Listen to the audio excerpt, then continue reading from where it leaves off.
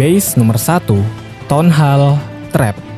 Oke, kita langsung aja ke base yang pertama. Jadi ini adalah tipe base yang pasti kalian sudah lumayan cukup sering melihatnya, tapi jujur nggak pernah bosen buat dibahas, yaitu base jebakan TH. Nah, jadi sekilas tonhalnya itu sengaja kita taruh di pinggir, kayak bilang ke lawan, nih ambil aja 1 bintang gratis. Tapi inget guys, di COC itu nggak pernah ada yang benar-benar gratis. Jadi begitu lawan terpancing dan berpikir ini adalah jalan pintas buat menang, disitulah strategi dimulai. Konsepnya simple tapi cukup mematikan. Kita tumpuk semua jenis jebakan di area TH. Jadi begitu pasukan lawan turun, duar ya kan, formasi mereka langsung hancur total. Bahkan sebelum serangannya benar-benar dimulai. Jadi pas mereka masuk ke zona berbahaya ini, pasukannya bakal banyak yang mati. Dan pertahanan kita yang berada di sisi berlawanan ini tinggal beresin sisa-sisa dari pasukan lawan yang masih mencoba untuk bertahan. Jadi intinya buat kalian yang suka mengontrol emosi lawan dan pengen bikin mereka kena mental di awal serangan, base ini adalah jawaban yang paling pas. Dan oh ya, untuk isi bantuan klan kastilnya, kalian bisa isi dengan ini.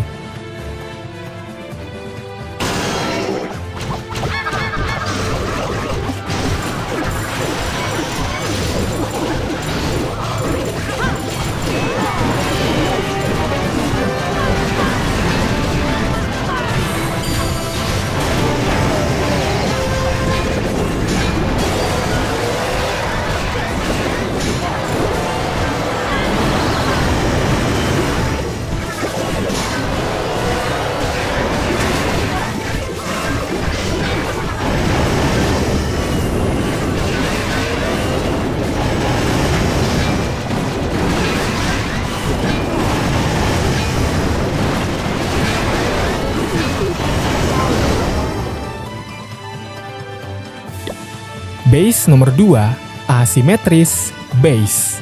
Oke, kita masuk ke base nomor 2. Di sini kita punya tipe base asimetris. Dan sesuai namanya, base ini tuh nggak rapi, nggak seimbang, pokoknya jauh lah dari kata estetik.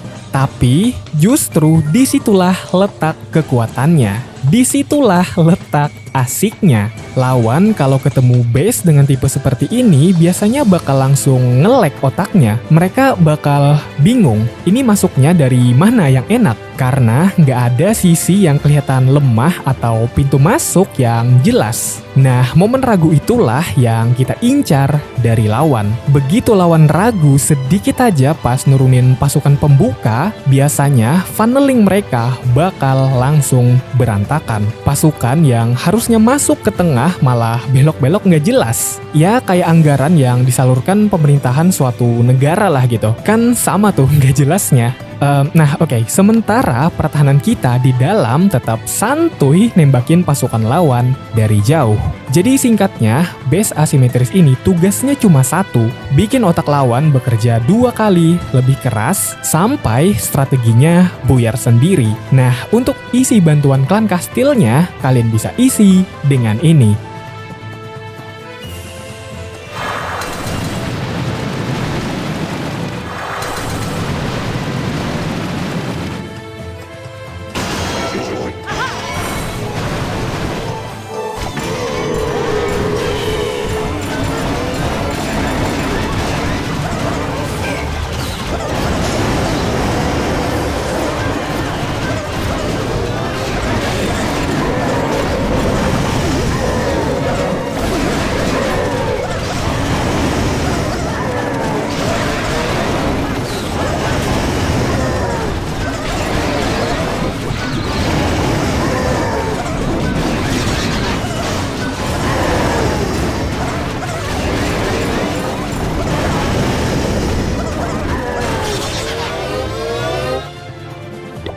Base nomor 3, ring base.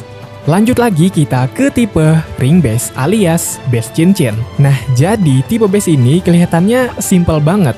Tapi kalau kalian paham cara kerjanya, tipe base ini tuh salah satu yang paling bikin lawan frustasi pada saat menyerang. Ya termasuk gua juga sih, kadang tuh paling benci kalau ketemu ring base. Jadi inti dari ring base adalah menjaga area tengah sekuat mungkin dan seketat mungkin. Ya ibaratnya tuh kayak lagi menjaga harta hasil korupsi lah ya. Semua bangunan krusial termasuk town hall itu ditaruh di lapisan paling dalam. Sedangkan di lapisan luar kita kasih bangunan yang fungsinya cuma satu, buat pengalihan isu.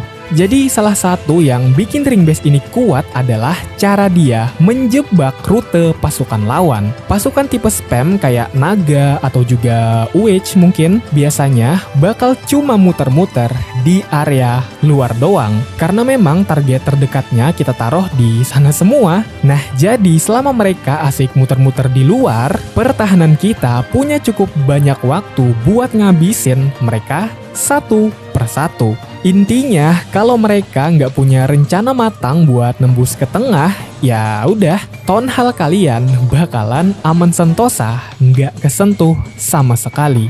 Jadi sekali lagi, kalau kalian nyari base yang kuat buat nahan satu bintang, ring base adalah pilihan paling teratas. Dan untuk isi bantuan klan kastilnya, kalian bisa isi dengan ini.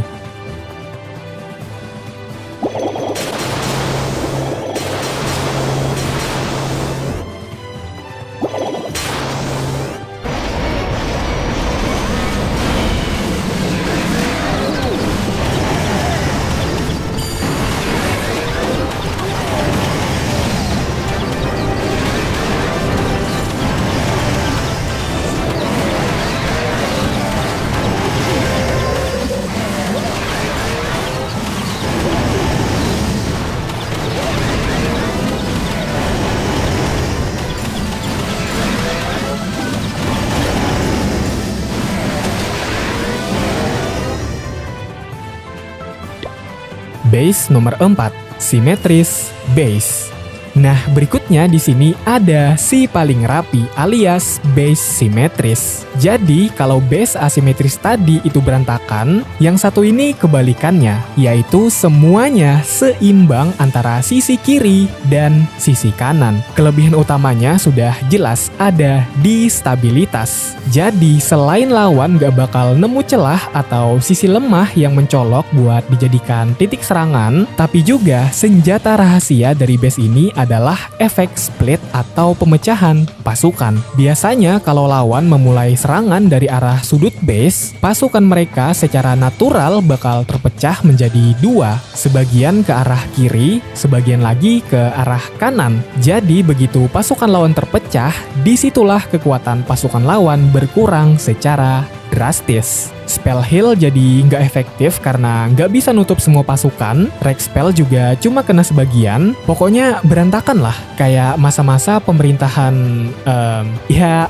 Ujung-ujungnya pasukan mereka bakal kehabisan napas satu persatu. Bahkan sebelum mereka bisa sampai ke jantung pertahanan kita. Jadi intinya, base simetris ini cocok banget buat kalian yang pengen pertahanan solid, rata di semua sisi, dan bikin lawan kehilangan kendali di tengah-tengah serangan. Dan untuk isi bantuan klan kastilnya, kalian bisa isi dengan ini ya.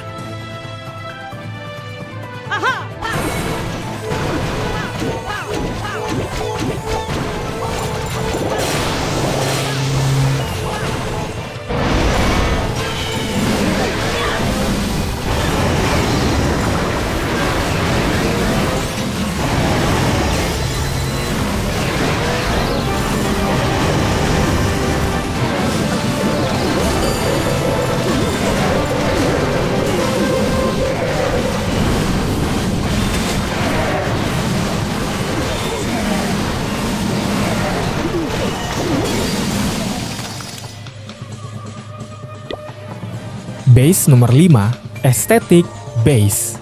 Nah, seperti biasa untuk penutup ada base bonus. Mungkin buat kalian yang lagi berfokus pada progres, pengen upgrade bangunan lebih tertata, base ini bisa jadi opsi pilihan sih. Intinya, ini base buat kalian yang lagi pengen main dengan mode santuy dan menikmati progres harian.